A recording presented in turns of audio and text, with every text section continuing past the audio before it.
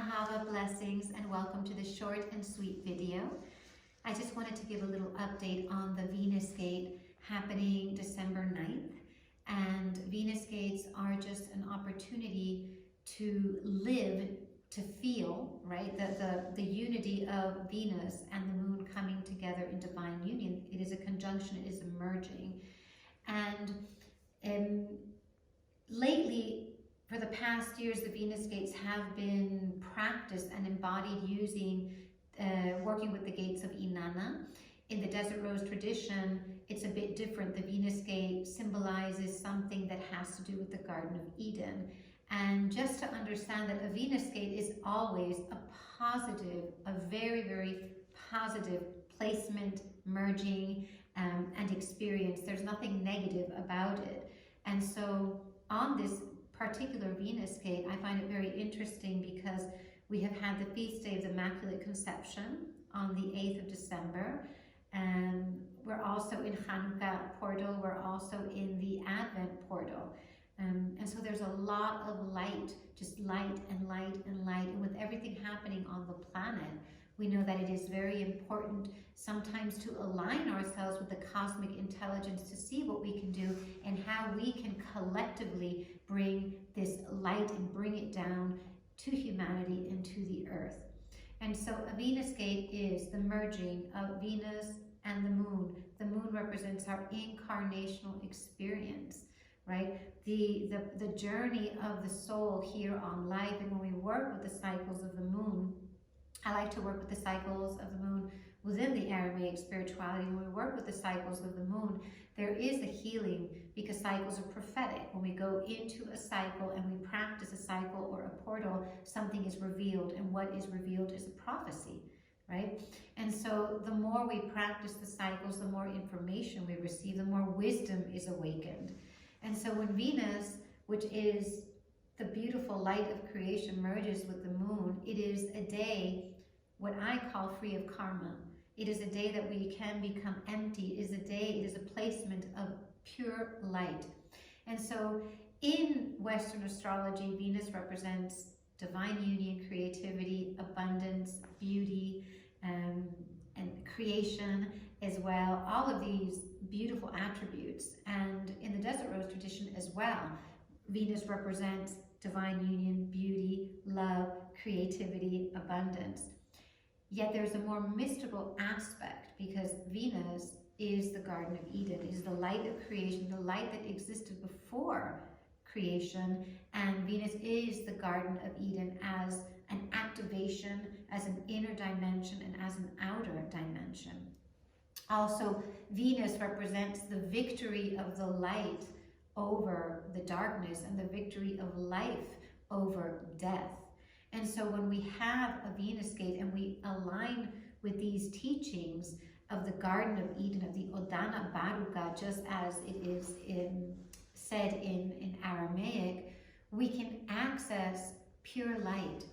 And so it is a beautiful energy to be in. It is a beautiful energy just to remember, like I said, to work with cycles and portals is just a reminder, okay, I'm aligning with this energy today. I'm aligning with the Garden of Eden. The moon is in Scorpio, so the Venus Gate is in Scorpio. And that's power. The power that we have to choose this light. And so we can take this Venus Gate and maybe take a little bit more time in our prayer and in our practice today in praying for peace. With everything happening on the planet, and you know, there is war and death and trauma in so many places, yet we are all really having our gaze towards what is happening in Holy Land. And Holy Land, Gaza, they need us. They need our prayers and they need our light. They don't need us to separate. They don't need us to create sides and to say it's your fault, it's the other fault. Right now, we have reached a point where we need to transcend. And we need to say no to the rape of women, right? The raping of women, the killing of children, the bombing of families, the killing of our brothers and sisters on the planet. We need to say no to that.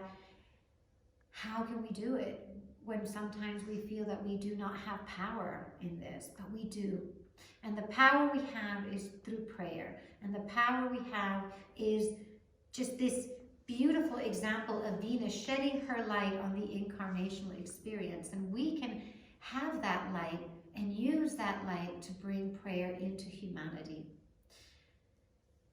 Last night when I lit the second candle of Hanukkah and the first candle of Advent, which we lit last week, and this morning as well, when I was doing my practice, I had the candles lit and I was thinking, you know, that main candle in the menorah, the shamash, right, that's in the middle, that shamash lights the other candles. And so we can be that shamash. We can be that flame that lights the flame for other people, for humanity, for experiences, for life. We can bring more light into this world. And so to work with a Venus gate, we need to leave the mind, because Venus is not the mind, right? Venus is the heart. And Venus is also, in this tradition, action. Venus is very connected to Ahava. And so how can we take an action and bring forward this action? And so the action, we can make a decision to be this light. And one thing that is very interesting is that, you know, Be, the Aramaic letter Be, created Venus, and the Aramaic Hebrew letter Tav created the moon. And so Tav has a numerical value in Gematria of 400, which means not just completion of a cycle, but it's also connected to the matriarch Sarai, the first matriarch, very powerful woman who had faith, had Hemenuta, and was able to conceive and have a child at the age of 90. And then we have Be, which holds the numerical value of 80. And Moses was 80 when he led, right, the Israelis out of bondage in Egypt. And not just that, 80 represents the power to bring in light in our words and in our actions.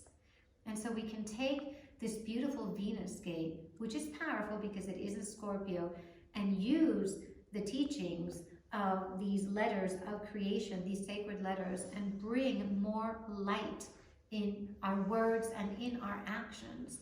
If all of us were to concentrate on unity and not separation and feed into the crazy narrative, imagine what we could be obtaining right now. We could be focusing just on peace, paz, shalom, salam, shlama, and praying for humanity, right? Praying that our sisters are safe, that our children are safe, that our brothers are safe, and everyone has the right to feel safe and to feel that life is honored. And so on this Venus gate, I'm sending all of you so many blessings. And if you're watching this after December the 9th, you can also tune in to this transmission. And just remember that Venus is that Garden of Eden, is that light of creation, and the merging of the Garden of Eden with our incarnational experience gives us an opportunity to go back to our origin, to our soul essence, and to our home, Ahava.